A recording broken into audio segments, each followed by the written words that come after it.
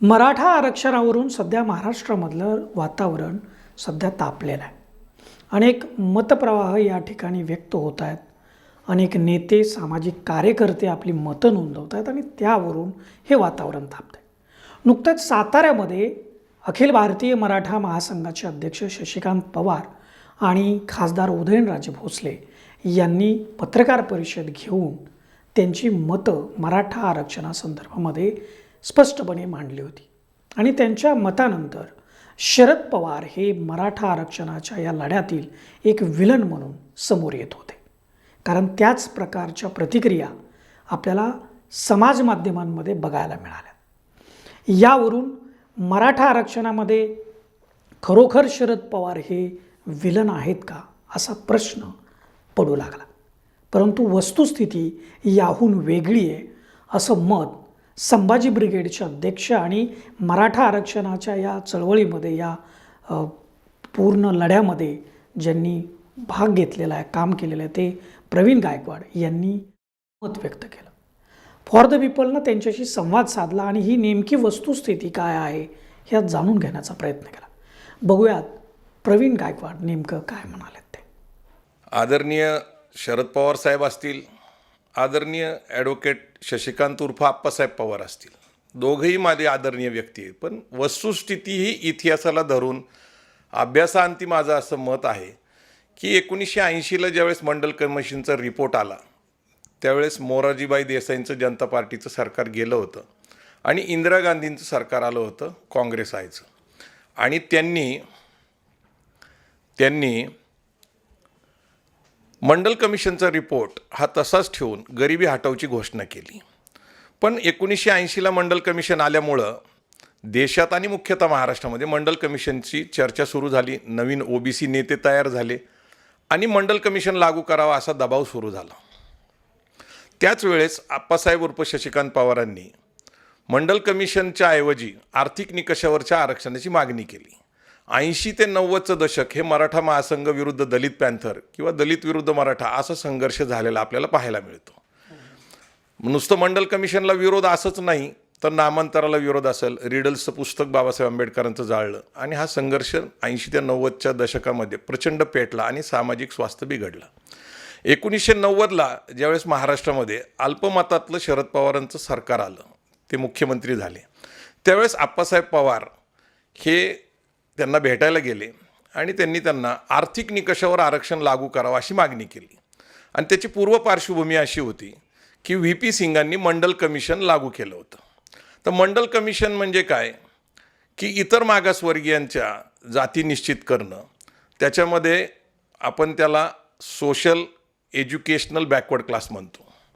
340व कलम जे आहे घटनेतलं त्याच्याप्रमाणे. तर मंडल कमिशन हे त्या 340व्या कलमाप्रमाणे आलं होतं. त्याच्यात 3743 जाती निश्चित झाल्या होत्या. VP सिंगाने ते लागू केलं. परंतु ते लागू केल्यानंतर त्वरित 27 लोकांनी सुप्रीम कोर्टात धाव घेतली आणि मंडल कमिशनच्या विरोधामध्ये ते थांबवण्यासाठी विनंती केली. त्यामुळं मंडल कमिशन प्रत्यक्षात लागू होण्यास पुढचा बराचसा काळ गेला. कारण 1993ला इंदिरा साहनी विरुद्ध भारत सरकार याचा निर्णय आला आणि 1994ला देशात पहिल्यांदा शरद पवारांनी OBC आरक्षण महाराष्ट्रात लागू केलं. आता शशिकांत पवार साहेबांनी जो आरोप म्हणा किंवा जे मत मांडलं त्याची वस्तुस्थिती आपण तपासली पाहिजे. मराठा महासंघ ही त्यावेळेस एकमेव संघटना होती मराठा समाजाची आणि मागणी होती आर्थिक निकषाची. शशिकांत उर्फ आप्पासाहेब पवारांनी मंडल कमिशनच्या विरोधामध्ये मंडल एक विषाचा पेला अशा प्रकारची पुस्तिका प्रकाशित केली होती. म्हणजे OBCमध्ये किंवा सोशल आणि एज्युकेशनल बॅकवर्ड क्लासमध्ये मराठा समाजाचा समावेश करावा अशी मागणीच मुळात मराठा महासंघाची किंवा शशिकांत पवारांची नव्हती. त्यांची होती आर्थिक निकषावरची. आता 93ला निकाल आला. 93च्या निकालामध्ये इंदिरा साहनी विरुद्ध भारत सरकारमध्ये काय काय आलं तर 90 ते 93 तर शरद पवारांना संधी नव्हती मराठा समाजाला OBCमध्ये समावेश करण्याची, कारण ते सुप्रीम कोर्टात प्रकरण होतं.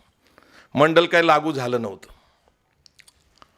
आता इंदिरा साहनी विरुद्ध भारत सरकारमध्ये काय निर्णय आला? सगळ्यात पहिला निर्णय हा आला की 52% ओबीसी यांना 27%च आरक्षण मिळेल, म्हणजे 50% आरक्षण मिळेल.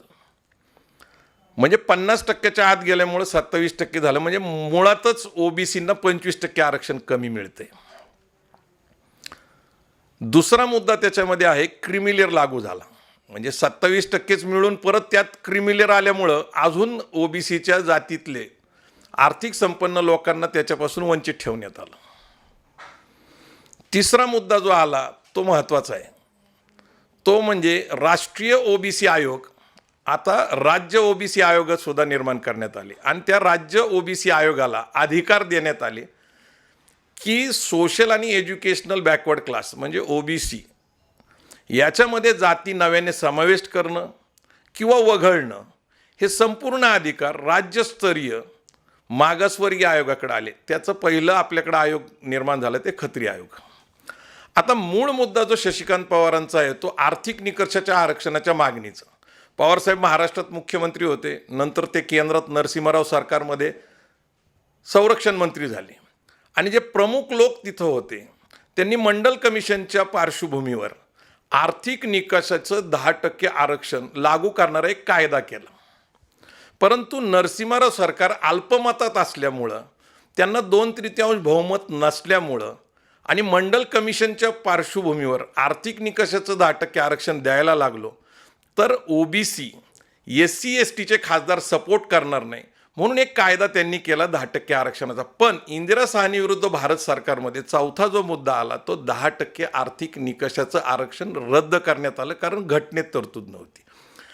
म्हणजे शरद पवार साहेब इथं मुख्यमंत्री असताना शशिकांत पवारांनी त्यांना आर्थिक निकषाची मागणी केली, ते केंद्रात गेले, केंद्रात संरक्षण मंत्री असताना नरसिंहराव सरकारकडून त्यांनी 10% आर्थिक निकषाचं आरक्षण मंजूर करून घेतलं. म्हणजे पवार साहेबांनी शशिकांत पवारांची जी आर्थिक निकषाची मागणी होती ती पूर्ण करण्यासाठी प्रयत्न केला नाही, हे खोटं आहे. दुसरी गोष्ट, ओबीसीमध्ये जाण्यासाठी त्यावेळेस 90 साली मराठा समाजाची मानसिक तयारी नव्हती.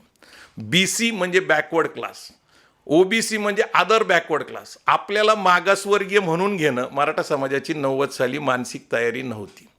मराठा कुणबी, कुणबी मराठा एक आहेत ही ऐतिहासिक बाब आहे, परंतु ही ऐतिहासिक बाब असताना सुद्धा मराठा समाजातल्या लोकांना आपल्याला कुणबी म्हणलेलं आवडत नव्हतं. त्यामुळं अखिल भारतीय मराठा महासंघाच्या प्रबोधनातनं अजूनपर्यंत तशी काही परिस्थिती निर्माण त्या काळामध्ये झाली नव्हती. त्यामुळं आर्थिक निकषाच्या आरक्षणासाठी शरद पवारांनी प्रामाणिक प्रयत्न केले होते, पण सुप्रीम कोर्टाने त्याला स्टे दिला, ते रद्द केलं, ही वस्तुस्थिती. इतिहासामध्ये सुद्धा आरक्षणावरून आपल्याला अनेक नोंदी आढळतात, अनेक घटना आढळतात.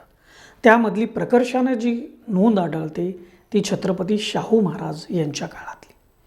त्यानंतर भारताचे माजी कृषी मंत्री डॉक्टर पंजाबराव देशमुख यांनी देखील मराठा आरक्षणाच्या संदर्भामध्ये काही वक्तव्य केलेले आपल्याला आढळतात आणि याचाच दाखला प्रवीण गायकवाड देतात. हे मुळात कसं आहे की सांस्कृतिकदृष्ट्या, ऐतिहासिकदृष्ट्या, धार्मिकदृष्ट्या विचार केला तर आपल्याकडे 4 वर्ण आहेत, ब्राह्मण, क्षत्रिय, वैश्य आणि शूद्र. आणि शूद्र वर्णाच्या लोकांना शिक्षणापासून वंचित ठेवण्यात आलं होतं, अधिकारापासून वंचित ठेवण्यात आलं होतं. आता हा संघर्ष खऱ्या अर्थाने महात्मा फुलेच्या सामाजिक सांस्कृतिक जागृतीने, शैक्षणिक जागृतीने आपल्याकडे आला. 1885ला महात्मा फुलेंनी शाळा काढल्या, त्यातून जागृती झाली.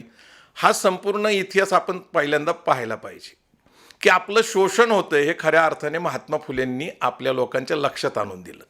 विद्येविना मती गेली, मतीविना गती गेली, गतीविना विक्त गेले, विक्ताविना शूद्र खचले, एवढा अनर्थ एका अविद्येने केले. म्हणजे शिक्षणाचं महत्त्व महात्मा फुलेंनी पटवून दिलं. दुसरा टप्पा शाहू महाराजांचा आहे आणि शाहू महाराज ज्यावेळेस राजगादीवर बसले कोल्हापूरच्या, त्यावेळेस एक प्रकरण घडलं. 1899 ते 1901 2 वर्ष वेदउक्त का पुराणउक्त, म्हणजे छत्रपती शाहू महाराज हे शूद्र आहेत, त्यांना वेदाचा अधिकार नाही. अगदी छत्रपती शिवाजी महाराज यांच्याबद्दल सुद्धा भूमिका घेण्यात आली की ते शूद्र आहेत, त्यांना राजा होता येणार नाही. ही वस्तुस्थिती ही डॉक्टर बाबासाहेब आंबेडकरांनी हुवर शूद्रा या पुस्तकामध्ये नमूद केलेली आहे की शिवाजी महाराजांना राज्याभिषेकापासून वंचित करण्यात आलं होतं, राजा होण्यापासून वंचित करण्यात आलं होतं. 1899 ते 1901 शाहू महाराज विरुद्ध लोकमान्य टिळक हा संघर्ष उभा राहिला होता. नचिकेळकर त्याच्यामध्ये होते. हे काय आहे प्रकरण? तर शाहू महाराज हे शूद्र आहेत. आता शूद्र वर्णाचे लोक शोषित लोक आहेत आणि शोषित वर्णाच्या लोकांना शिक्षण मिळत नव्हतं. ही त्यावेळेसची सामाजिक पार्श्वभूमी आहे. झालं काय की 1899 ते 1901 या प्रकरणानंतर 1902ला जून महिन्यामध्ये छत्रपती शाहू महाराजांनी पहिल्यांदा 50% आरक्षण बहुजन समाजाला दिलं. त्याच्यामध्ये आजचे SC ST OBC Maratha Jain आणि मुस्लिमसुद्धा शाहू महाराजांच्या आरक्षणामध्ये समावेश होते. परंतु त्या काळामध्ये लोकमान्य टिळकांनी एक भाषण आतनीला केलं होतं. ते खूप गाजलेले. आतनी हे सांगली संस्थानाच्या अंतर्गत येतं, पटवर्धनांच्या. त्या भाषणामध्ये त्यांनी म्हटले, ज्यावेळेस शाहू महाराजांनी महात्मा फुले शिक्षणाचा आग्रह करत होते त्यावेळेस त्यांनी भाषण केलं की तेल्यांना, तांबोळ्यांना, शिंप्यांना आणि कुणबटांना, कुणबट हा शब्द जाणीवपूर्वक मराठ्यांना हिनवण्याच्या दृष्टीने वापरला गेला. 19व्या शतकाच्या पर्यंत म्हणजे आपण जर बघितलं तर मराठ्यांना कुणबीच म्हटलं जात होतं. शाहू महाराजांचा इतिहास असा आहे की ते स्वतः सांगतात की आमच्या घरामध्ये जर कुठलं मूल जन्माला आलं तर पहिला दिवस त्याला गवताच्या कुसावर झोपवलं जातं, कारण आपण कुणबी आहोत, शेतकरी आहोत, याचा विसर पडू नये. स्वतः तुकाराम महाराज म्हणतात, बरे झाले देवा कुणबी केलो, नाही तर दंबेचं असणं मेलो. म्हणजे मराठा समाज कुणबी आहे. पण पश्चिम महाराष्ट्रामध्ये काय झालं की वेदउक्त आणि पुराणोक्त प्रकरणानंतर कुणबट हा शब्द हिनवण्याच्या दृष्टीने वापरला गेल्यामुळं आणि जाणीवपूर्वक वापरला जायचा म्हणून अखिल भारतीय मराठा शिक्षण परिषदची स्थापना 19व्या शतकामध्ये ही शाहू महाराजांनी केली होती आणि त्याचे 25 अधिवेशनं झाली. जसं आज मराठा सेवा संघ आहे, अखिल भारतीय मराठा महासंघ आहे, तशीच अखिल भारतीय मराठा शिक्षण परिषद ही सामाजिक प्रबोधन करणारी चळवळ होती. त्यांच्या 25 अधिवेशनामध्ये सार्वजनिक आपल्याला जाहीर आव्हान करण्यात आलं की मराठा समाजाने आपली नोंद ही क्षत्रिय मराठा करावी आणि म्हणून मुख्यतः पश्चिम महाराष्ट्रामध्ये, मराठवाड्यामध्ये तुम्हाला सगळे लोक मराठा क्षत्रिय लिहिलेले दिसतात. नेमकं घटना समितीमध्ये डॉक्टर पंजाबराव देशमुख, जे धर्मशास्त्राची PhD घेतलेली व्यक्ती होती, ते RL चंदापुरी, विठ्ठलभाई पटेल, जे सरदार वल्लभभाई पटेलचे बंधू आहेत, यांनी बाबासाहेब आंबेडकरांकडे मागणी केली की शेड्यूल कास्ट शेड्यूल ट्राईजबरोबर शेतकरी वर्गातील जे लोक शेती करतात, अशिक्षित आहेत, त्यांनासुद्धा आरक्षण असलं पाहिजे आणि म्हणून 340 कलम आलं इतर मागासवर्गीयांसाठी. आणि डॉक्टर पंजाबराव देशमुख हे घटना समितीमध्ये काम करत होते बाबासाहेबांबरोबर. त्यांना माहिती होतं अधिकाराची आणि म्हणून त्यांनी महाराष्ट्रातील मग मुख्यतः विदर्भ, खानदेश या ठिकाणी त्यांची शिवाजी शिक्षण संस्थेच्या माध्यमातून प्रबोधन केलं आणि मराठा समाजाने आपली नोंद कुणबी ठेवावी म्हणून विदर्भात 90% लोकांची नोंद कुणबी आहेत आणि पश्चिम महाराष्ट्रातून तिकडं जाऊन विस्तारलेले लोक आहेत ते मराठा आहेत. खानदेशात सुद्धा तसंच आहे की जे लोक खानदेशातले ते 85% लोक कुणबी आहेत आणि जे पश्चिम महाराष्ट्रातून स्थलांतरित झालेले लोक ते मराठा आहेत म्हणून 15% मराठा दिसतात. तुम्हाला मराठवाडा निजाम राजवट असल्यामुळे तिथं सरसकट मराठा अशाच नोंदणी दिसतात. आणि पश्चिम महाराष्ट्रामध्ये शाहू महाराजांच्या काळापर्यंत म्हणजे 1881 ते 1931 पर्यंत ब्रिटिशांनी 5 वेळा जनगणना केली. तुम्हाला ते स्थित्यंतर लगेच लक्षात येतं. ज्यांची नोंद पूर्वी कुणबी होती हळूहळू ती मराठा झाली आणि म्हणून मराठा कुणबी अशी पश्चिम महाराष्ट्रामध्ये दिसते. डॉक्टर पंजाबराव देशमुख महाराष्ट्रभर फिरले. जतची डफळे सरकारांनी एक सभा घेतली होती त्यांच्यासाठी. ज्यावेळेस पंजाबराव देशमुख हे त्या काळामध्ये कृषी मंत्री होते, त्यांनी आव्हान केलं की मराठ्यांनी आपली नोंद कुणबी करावी. त्याला डफळे सरकार, जे राजे आहेत जतचे, त्यांनी विरोध करताच डॉक्टर पंजाबराव देशमुख म्हणले की राजांची जात वेगळी असती, असं त्यांना सुनावलं. आणि ह्या गरीब कष्टकरी शेतकऱ्यांना भविष्यात जर शिक्षणाचा अधिकार मिळवायचा असेल, नोकरीत संधी मिळवायची असेल तर कुणबी ही नोंद असली पाहिजे. पण पश्चिम महाराष्ट्रामध्ये शाहू महाराजांच्या चळवळीनंतर मराठा कुणबी क्षत्रिय अशी लिहिण्याची जी परंपरा निर्माण झाली म्हणून 1900 साधारणपणे 11 नंतर तुम्हाला इथं मराठा क्षत्रिय अशीच नोंद दिसते. पंजाबराव देशमुखांनी मात्र प्रबोधन केलं कुणबी असण्यासाठी, पण ते झालं नाही. हा फार गुंतागुंतीचा प्रश्न आहे. पण 1 जून 2004ला शरद पवारांच्या मार्गदर्शनाखाली असलेलं महाराष्ट्रातलं सरकार, सुशीलकुमार शिंदे मुख्यमंत्री होते आणि खत्री आयोग, जो OBCचा आयोग होता इतर मागासवर्गीयांचा, त्यांनी शिफारस केली की मराठा आणि कुणबी एक असल्याच्या बरेच नोंदणी सापडतात, पण सरसकट मराठ्यांना OBCमध्ये टाकणं अन्यायकारक होईल आणि म्हणून 83वी जात जी आहे कुणबी, त्याच्यात दुरुस्ती करण्यात आली. कुणबी, मराठा कुणबी, कुणबी मराठा आणि लेवा पाटील यांचा समावेश 83व्या जातीमध्ये करण्यात आला. म्हणजे पवारसाहेबांनी आर्थिक निकषासाठी आरक्षणासाठी प्रयत्न केला. हे आपण नरसिंहराव सरकारने जे 10% मागणी केली त्यावरून दिसतं. त्यावेळेस ते संरक्षण मंत्री होते. आणि ओबीसीमध्ये मराठा समाजाला जो समावेश खत्री आयोगाच्या माध्यमातून सुशीलकुमार शिंदेंनी जो निर्णय घेतला त्यालाही पवारसाहेबच जबाबदार आहेत. परंतु अज्ञानापोटी आपण अनेक वेळा पवारसाहेबांवर आरोप करतो. दुर्दैवाने आपल्या लोकांना घटना वाचायची सवय नाही, सुप्रीम कोर्टाचे जजमेंट्स माहीत नाही आणि कायद्याची मर्यादा माहीत नाही. मला शेवटला एवढंच सांगायचं आहे की जर समजा 50% आरक्षण SC ST OBCचं, 10% EWSचं आणि 13% जर मिळालं ACBCचं तर ते जवळपास 75% जाईल. सुप्रीम कोर्टाच्या एका जजमेंटमध्ये सुप्रीम कोर्ट म्हणतं की reservation for all is reservation for none. जर 50%पेक्षा अधिक आरक्षण वाढवत गेलं तर ते आरक्षण कुणालाच न मिळण्यासारखं होणार आहे. आणि म्हणून मला असं वाटतं की मराठा समाजाने EWSचं जे आरक्षण आहे त्याचा स्वीकार करावा. सरकारने ACBCचा कायदा रद्द करून जो GR काढला आहे ACBCचा तो रद्द करावा आणि EWSची जी आमची मागणी आहे ती पूर्ण करावी. कारण आत्ता MBBSच्या मुलांना ॲडमिशन घ्यायची, 11वीच्या मुलांना ॲडमिशन घ्यायची आहे. सरकारने एक गोष्ट केलेली की खुल्या वर्गातून मराठा समाजाला आरक्षण आपलं ॲडमिशन्स मिळतील, पण EWSचा लाभ मिळेल का नाही हे सांगितलेलं नाही. माझी अशी विनंती आहे आपल्या माध्यमातून की सरकारने EWSचा मार्ग खुला करावा. इकॉनॉमिकल वीकर सेक्शन, आर्थिकदृष्ट्या दुर्बल घटकाचं आरक्षण मराठा समाजाला न्यायी आहे. घटनेत तरतूद झालेली आहे. 103वी घटना दुरुस्ती आहे. 15(6) आणि 16(6) प्रमाणे हे कायदेशीर झाले, घटनात्मक झाले. माझी विनंती आहे सरकारला की EWSचं आरक्षण लागू करावं. मराठा आरक्षणासंदर्भातली सध्याची जी लढाई आहे ती सर्वोच्च न्यायालयामध्ये. त्यामुळं उघडपणे समाज माध्यमांवरती किंवा इतर ठिकाणी काही भाष्य करून समाजातलं जे वातावरण आहे, जो एकोपा आहे, तो गढूळ करण्याचा प्रयत्न खरं तर व्हायला नाही पाहिजे. परंतु राजकारण या सगळ्या गोष्टींमध्ये येत असतं. अनेक ठिकाणावरून त्यासाठी प्रयत्न होत असतात. म्हणून समाजानं तरी किमान यापासून 4 हात लांब राहावं अशी एक अपेक्षा असते.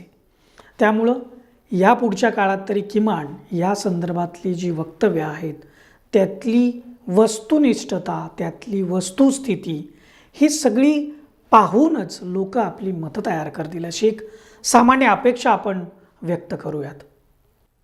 आपल्याला हा व्हिडिओ कसा वाटला या संदर्भामध्ये आपली मतं व्हिडिओच्या खालील कमेंट बॉक्समध्ये जरूर नोंदवा. फॉर द पीपलच्या यूट्यूब चॅनलला आपण सबस्क्राईब करा आणि नियमितपणे व्हिडिओ पाहण्यासाठी बेल आयकॉनवरती जरूर प्रेस करा. फॉर द पीपलच्या फेसबुक पेजला आपण लाईक करा आणि फॉलो करा.